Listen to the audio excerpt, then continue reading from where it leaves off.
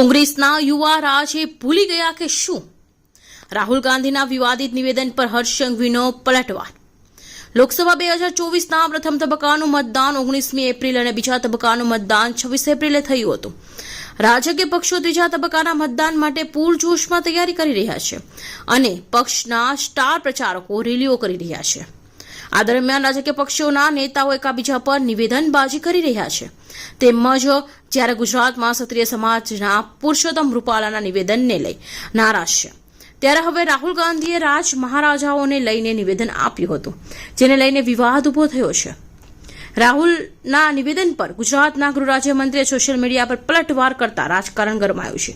સાંભળો રાહુલ ગાંધીએ રાજા મહારાજાઓ વિશે શું નિવેદન આપ્યું.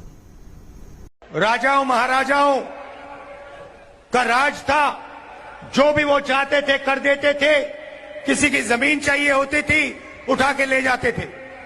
कांग्रेस पार्टी और हमारे कार्यकर्ताओं ने देश की जनता के साथ मिलकर आजादी प्राप्त की, लोकतंत्र लाए और संविधान देश को दिलवाया.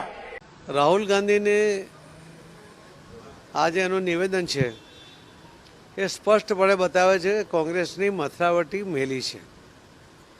આજ દિન સુધીમાં રાજા મહારાજાઓ માટેની આ પ્રકારની ટિપ્પણી કરીને કોંગ્રેસની માનસિકતા એમણે ખરા અર્થમાં લોકોની સામે ઉજાગર કરી છે.